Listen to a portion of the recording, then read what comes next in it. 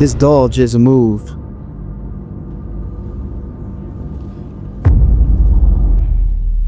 This doll. شو لك النهار؟ السلام عليكم، ازيكم واهلا بيكم في قناة ونس. اهلا بيكم في فيديو جديد من فيديوهات الرعب بتاعتنا. النهاردة يوم الجمعة، اليوم المخصص لحلقات ومقاطع الرعب. النهاردة الفيديو بتاعنا طويل والمقاطع بتاعتنا تقيلة. حضروا كده سناكس بتاعتكم والمشروب المفضل بتاعكم واقعدوا واتفرجوا كده على مزاج. بس قبل ما نبدأ كالعادة بفكركم متنسوش تعملوا سبسكرايب ولايك، متنسوش برضو تدخلوا على القناة التانية تتفرجوا على الفيديوهات اللي فيها. في فيديوهات جديدة كتير نزلت هتعجبكم جدا جدا. صلوا على نبينا محمد عليه أفضل الصلاة والسلام، ويلا بينا ندخل على أول مقطع. الفيديو الجاي لرجل اسمه آري نقل لشغل جديد، وبالتالي أخد شقة جديدة علشان تكون قريبة من شغله. ولكن من وقت ما سكن في الشقة دي وهو طول الليل تحديدا بالليل بيسمع صوت خبط وأبواب أو حد بيحاول يفتح الباب طول الليل تقريبا، والموضوع ده أزعجه جدا جدا وخوفه جدا. المشكلة إن كان كل مرة بيستجيب فيها للخبط أو للأبواب دي الموضوع كان بيزيد ليلة عن ليلة. الموضوع بيبقى مرعب أكتر، والبيت اللي المفروض كان يبقى مصدر راحته بقى مصدر قلقه ورعبه. ففي ليلة من الليالي اللي بايت فيها لوحده قرر إن هو يصور اللي بيحصل بالليل بالظبط، وده المقطع اللي صوره. اتفرجوا.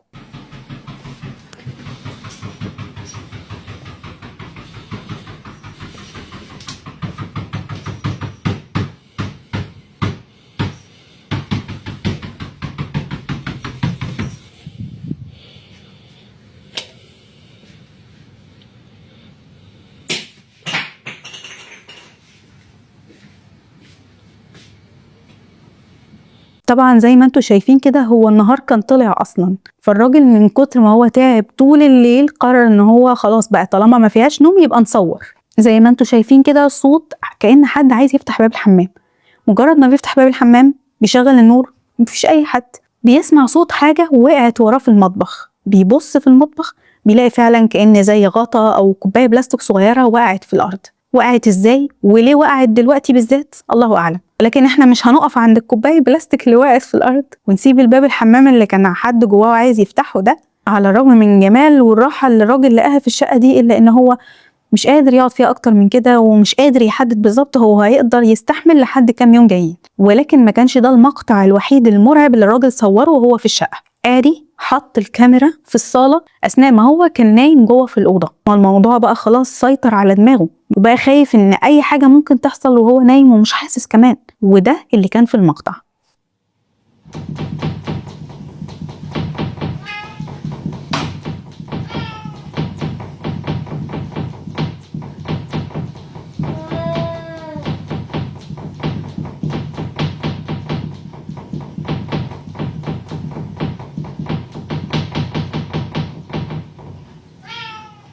بالظبط الساعة 2 بالليل بدأت السيمفونيات بقى تشتغل. نفس الخبط بتاع الباب واللي بيحاول يفتح باب الحمام هو تبكل اللي حصل في الفيديو الأولاني، ولكن زيادة عليه بقى صوت مواء قطط.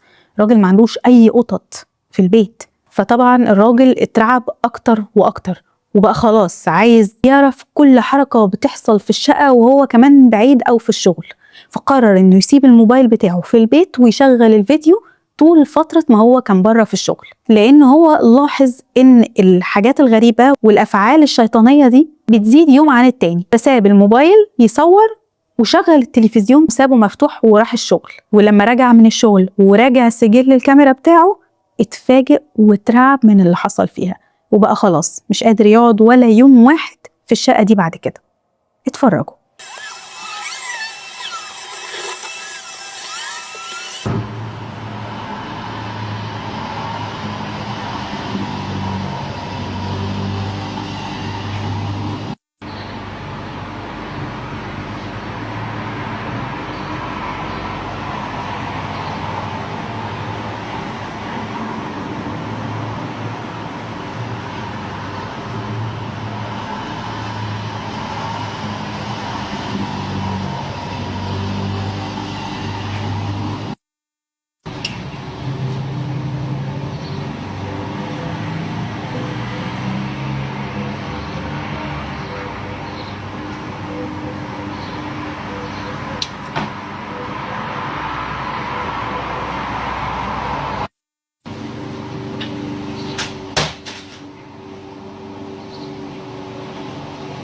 المرة دي بقى وفي عز النهار أثناء ما كانش موجود حد في البيت.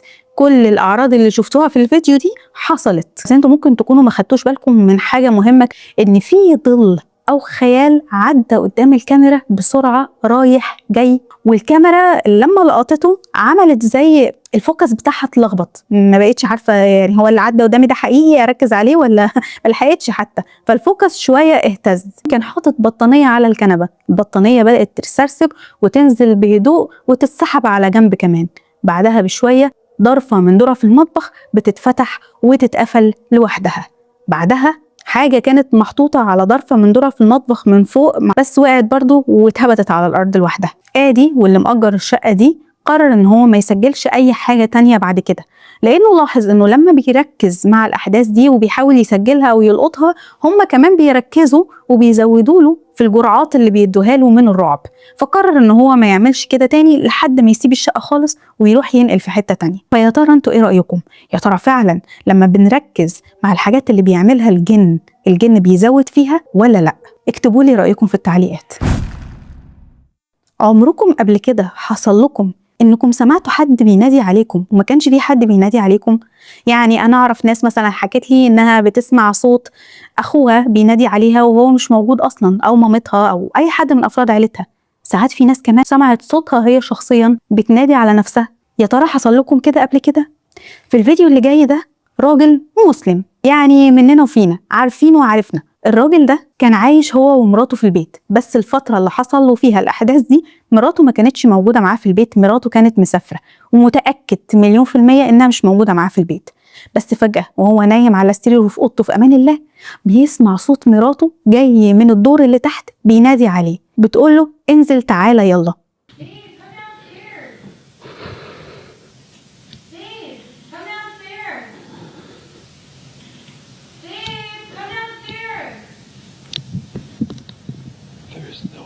Am I deciding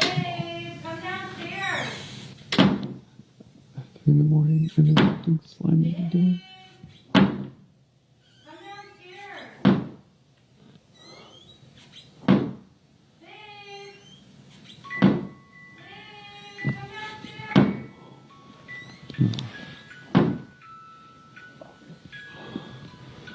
What the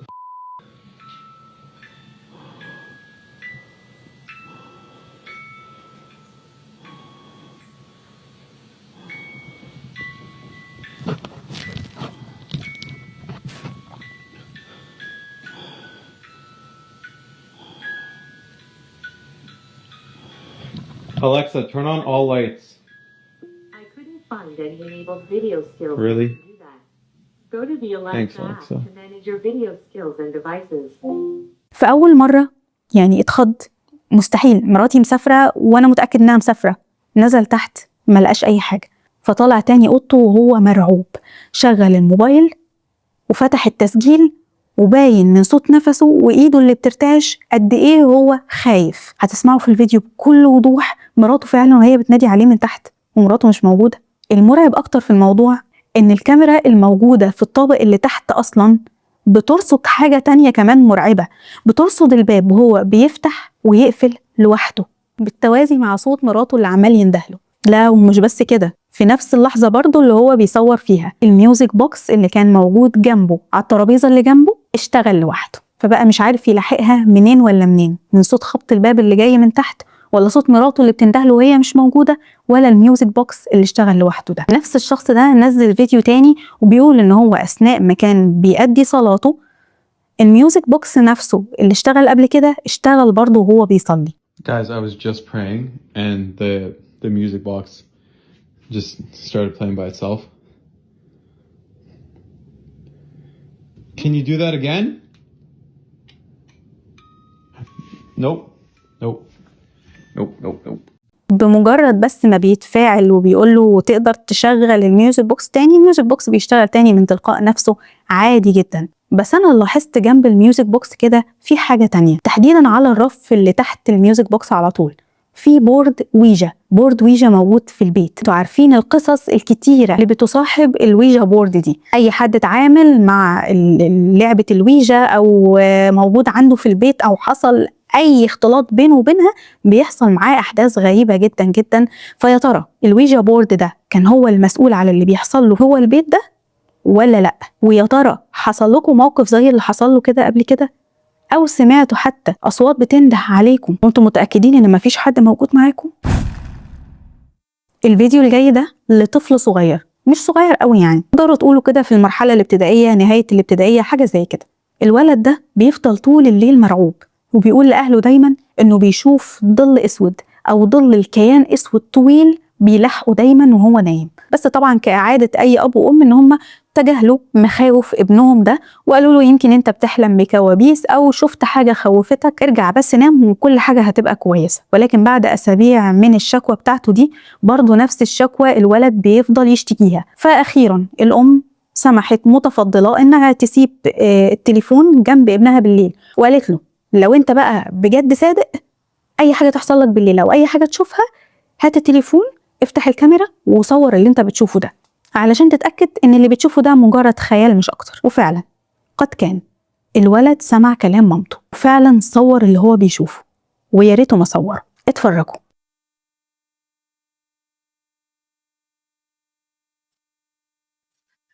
Astagfirullahaladzim.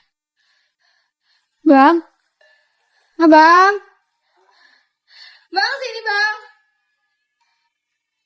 bang. Itu apa tadi bang? Itu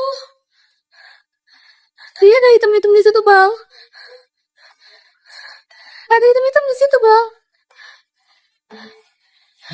في بداية المقطع الولد بيصور ايده وهي قدامه، وده بسبب ان الولد كل ما بيحس بوجود الكيان الشيطاني ده بيبدأ يحس ان هو دايخ، مش شايف كويس، بيشوف او الرؤية بقت ضبابية شوية، فبيحاول يركز نظره على ايده علشان يبدأ يعني ما يدخش ويبدأ نظره يرجع له تاني. المهم ان فعلا بعدها على طول الكاميرا وهو كده ماشي في الأوضة بتصور كيان اسود ظله طويل جدا واقف ورا الباب. فالولد بيخاف جدا، بيتوتر، بينادي على مامته وباباه، واول ما باباه بيدخل الاوضه الكيان ده بيختفي، ما بيبقاش موجود. في بعض الاقاويل بتقول ان الدوخه وضبابيه الرؤيه بتكون من الاعراض الشائعه اللي بتيجي للناس اللي بيكون جنبها كيانات شيطانيه او في جن حواليها بيحضر حاجه زي كده. انا ما اعرفش صحه المعلومه دي ايه، ولكن انا بنقل اللي بسمعه، وانتوا تكتبوا لي رأيكم، هل يا ترى الشائعة دي صح ولا غلط؟ ده بناء يعني ان طاقة الجن بتكون مختلفة عن الطاقة العادية او طاقة البشر، فبيعملوا كده شوية لخبطة في الطاقة اللي حوالينا او الطاقة الكهرومغناطيسية يعني اللي حوالينا، فبنبدأ نحس بدوخة او ضبابية في الرؤية شوية. فيا ترى انتوا ايه رأيكم في الكلام ده؟ الفيديو الجاي ده لشخص اسمه راي قرر يبات في فندق من اكتر الفنادق المسكونة في تكساس، وتحديدا جوه أوضة كل الناس بترفض انها تسكن فيها. الأوضة دي زي ما انتم شايفين كده مليانة دمى وعرايس متعلقة على الحيطة، على السراير، على الأرض، في كل حتة، كأن الدمى كلها في أي مكان انت موجود فيه في الأوضة هتفضل تبص عليك. ولكن وهو بيصور ويفحص الأوضة كده وهو بيوثق ان هو عاش في الأوضة دي، لاحظ حاجة غريبة في دمية معينة منهم. فجأة بيقول ان الدمية دي بالذات اتحركت، وبيصورها عشان يأكد اللي حصل ده على أمل منه ان هي تتحرك. فبتتحرك فعلا عشان تأكد له انها فعلا انا اتحركت موجودة معاك وهبص عليك كمان وانت بتصورني.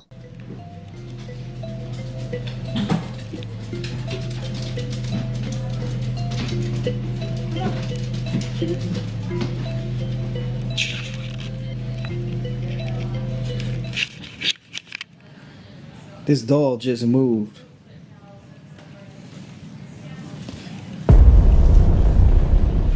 This doll is moving.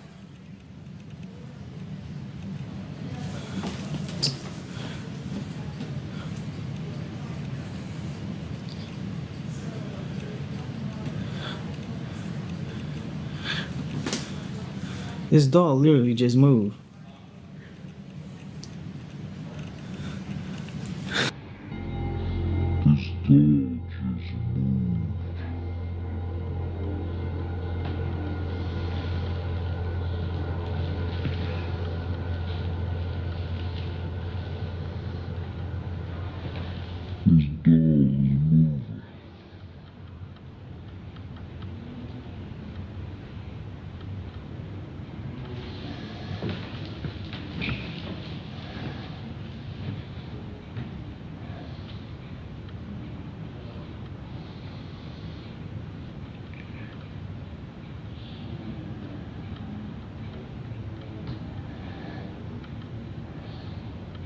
والدميه يبان عليها مش مجرد دميه مرعبه، لا دي دميه كمان قديمه، وما ادراكم ما الدمى القديمه كمان. عاده اي حاجه قديمه بشك على طول ان هي ممكن تكون مسكونه، لانها بتكون انتقلت من ايد لايد وتملكها كذا شخص. طبعا راي بعد ما حصل الموقف ده ما استناش في الاوضه اكتر من كده.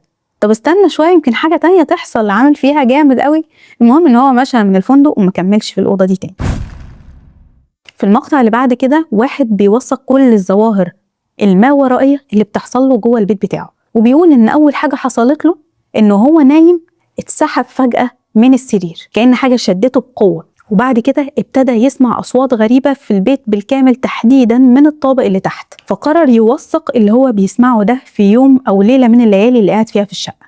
في الحقيقة أنا معرفش هو ليه البيت كله ضلمة بالشكل ده، حتى باقي فيديوهاته كلها بيصورها في الضلمة، يعني هو عايش في الضلمة. يعني عليه فواتير كهرباء مثلا، أنا معرفش والله الكهرباء فاصلة من البيت كله، أنا معرفش هل هو حابب يعيش في الضلمة دي، أنا ما عنديش أي تفسير بصراحة. Ahora chingada fue.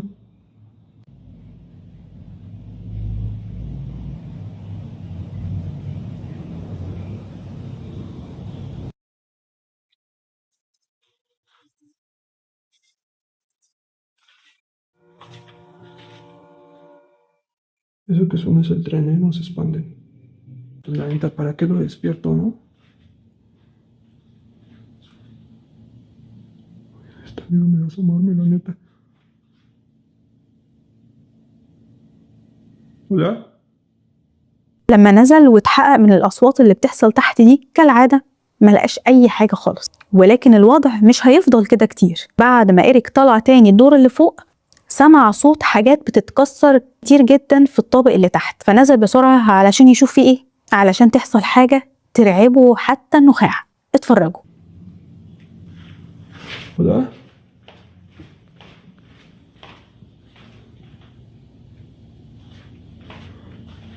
Hola.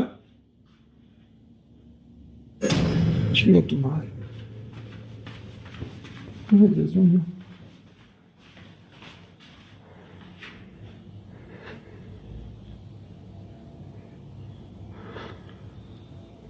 Ya vamos a empezar con problemas. Hola. O mejor ni le hablo ya. أول ما نزل تحت لف كده التليفون وفجأة لقى ظل طويل واقف له في المطبخ، كيان واقف قاعد يراقبه ويشوف هيعمل ايه. ردة فعل إيريك وهو خايف وطالع تاني الدور اللي فوق بتدل ان هو نفسه اتفاجئ باللي هو شافه ده. فيا ترى الكيان اللي ظهر ده هل هو المسؤول عن كل الظواهر الخارقة اللي بتحصل له في البيت؟ وهل الجن يقدر يشد واحد من على السرير بالشكل ده؟ انتوا ايه رأيكم؟ اكتبوا لي في التعليقات. في الفيديو الجاي راجل وست شغلانتهم انهم يحققوا بالظواهر الخارقة، وده شغلهم وده محتواهم. سافروا لمزرعة مهجورة كده في مكان ما، السكان المحليين بيشتكوا ان المزرعة دي دايما بيحصل فيها حاجات غريبة وخارقة ومرعبة، وراحوا المزرعة دي قبل كده، ولكن رجعوا تاني للمزرعة وفي الفيديو ده تحديدا قالوا ان معاهم معدات جديدة وتحديدا كاميرا جديدة بامكانيات اعلى هتصور كل حاجة والرؤية فيها هتكون واضحة جدا، ولسه يا دوب بيحطوا الكاميرا وبيعدوا اعداداتهم ولسه هيتكلموا ويشرحوا اللي هم فيه، فيظهر ظل في الشباك اللي وراهم لمدة ثواني صغيرة ويختفي بعدها على طول. I never set this guy up. Should.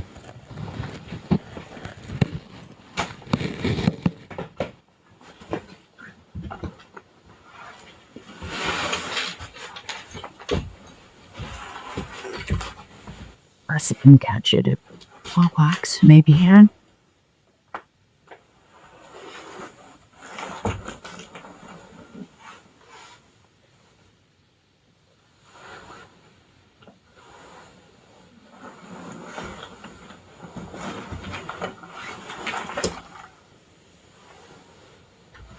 انتوا ممكن في اول المقطع ما تاخدوش بالكم منه من كتر ما هو عدى بسرعة، ولكن لما تبطئ المقطع بتقدر تشوفه بوضوح. انا كمان حاسة ان الظل ده مش من بره، ده من جوه البيت نفسه اللي هم بيصوروا فيه، وده كان بس مجرد البداية اللي هم بيعملوه. فيا ترى انتوا ايه رأيكم؟ المقطع اللي جاي ده لواحد اسمه جوش كان قاعد في مطعم بيتغدى عادي وحب يدخل التويلت او الحمام اعزكم الله، جوش دخل الحمام عادي خالص، ولكن حس بطاقة مش طبيعية موجودة في المكان، حس إن في حد وراه، ولما بيبص وراه ما بيلاقيش حد، فبيبص في المراية بيبص حواليه مفيش حد.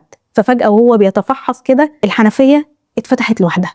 فجوش طبعا بدل ما ياخد نفسه ويطلع يجري، لا هو قرر ان هو يصور اللي بيحصل ده، يعني عشان يوثق الحاجة الغريبة اللي حصلت له جوه الحمام دي. ففتح الكاميرا وده اللي صوره. اتفرجوا.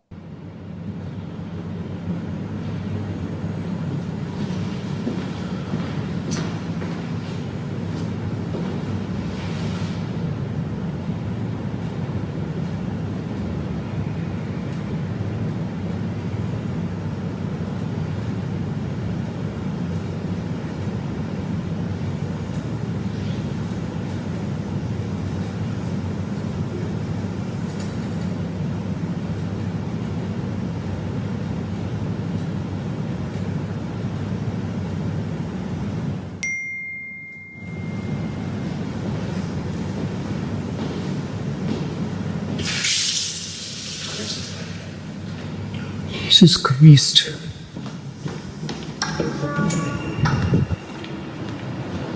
وبرضو الحركة اللي حصلت وهو قافل الكاميرا حصلت برضو قدام الكاميرا.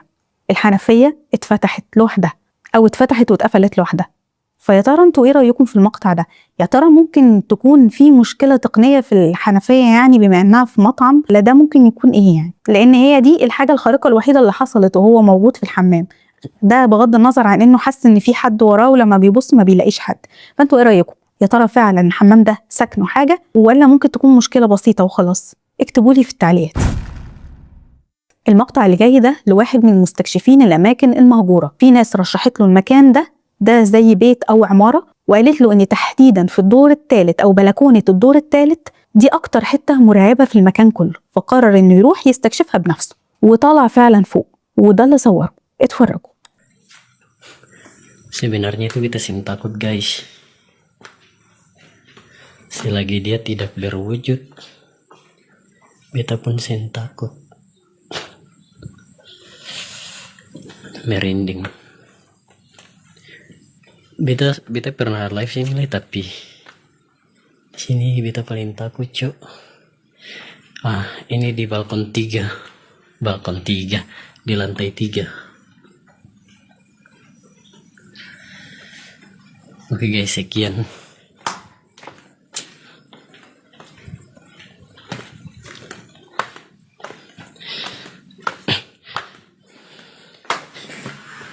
Anjing. في اللحظة دي بيقول إنه حس بحاجة لزقت فيه من ورا أو لمسته من ورا. ما ظهرش حاجة واضحة على الفيديو، ولكن اللي حصل له بعد كده هو الرعب بعينه. لأنه بعد ما خلص الرحلة الاستكشافية بتاعته دي وروح لبيته، بقى كل مرة بينام فيها بيحس بحاجات غريبة جدا ومرعبة جدا جدا، وبقت تحصل له حاجات ملهاش تفسير أبدا. اتفرجوا.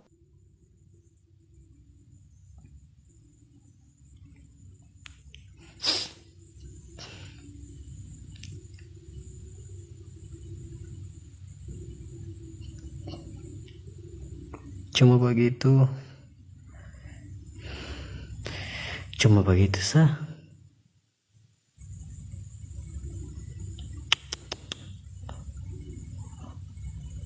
Keluar wujud kah? Kalau cuma begini juga beta juga bisa.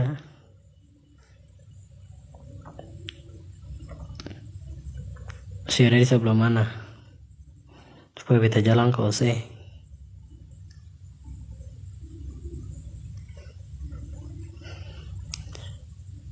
Cuma bagian-bagian seorang aja takut.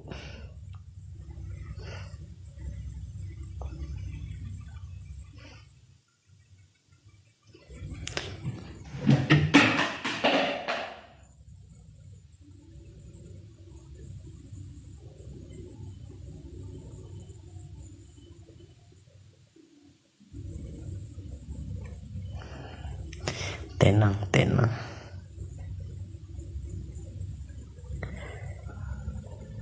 Sibur jatuh guys. Mau mandi ke apa?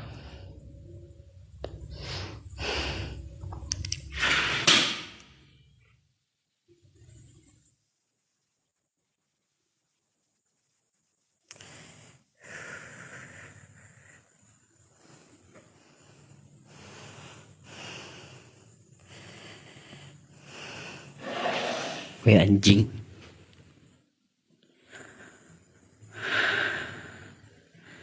زي ما شفتوا كده طول ما هو قاعد بالليل او نايم بالليل بقى حاجات عمالة تتحرك في الأوضة حواليه، تتشال تتحط وهكذا. فيا ترى فعلا المكان اللي كان فيه ده حصل له مس من خلاله، اتلبس يعني هو فيه والجن اللي كان فيه ده روح معاه، ولا ايه اللي حصل له بالظبط؟ لان الاوضه زي ما انتم شايفين كده واسعه جدا وما فيهاش يعني عفش كتير يقدر حد يكون معاه موجود فيستخبى هنا يحرك من هنا يشد من هنا، لا هو يعني هو لوحده تماما، الاوضه فاضيه تماما زي ما احنا شايفين كده. فما اعتقدش ان ده يعني يكون تمثيل، وكل ما بيحاول يبدي رد فعل للاحداث الغريبه اللي بتحصل له دي كل ما النشاط عمال يزيد.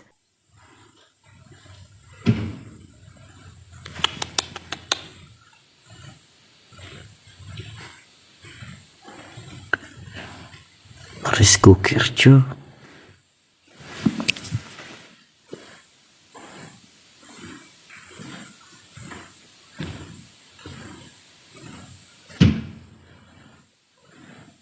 Maksudnya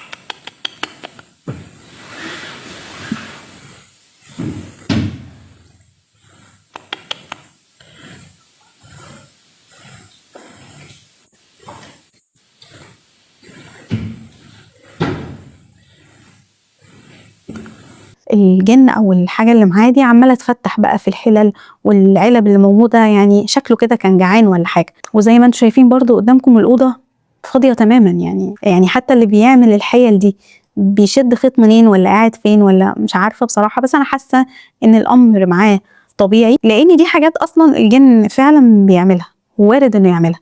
وده اللي لاحظته يعني من معظم الفيديوهات او معظم الناس اللي كانت بيوتها مسكونه بالجن. فانا برضو هستناكم تكتبوا لي رايكم ايه في التعليقات. وبس لحد هنا تكون خلصت المقاطع بتاعتنا وخلصت فيديوهاتنا. لو عجبكم الفيديو ما تنسوش تعملوا سبسكرايب ولايك. لو وصلتوا لحد هنا شكرا جدا من قلبي، وما تنسوش تكتبوا لي في التعليقات ايه اكتر مقطع فيهم رعبكم وايه رايكم في كل المقاطع. واستنوا فيديو جديد وحلقه جديده. سلام.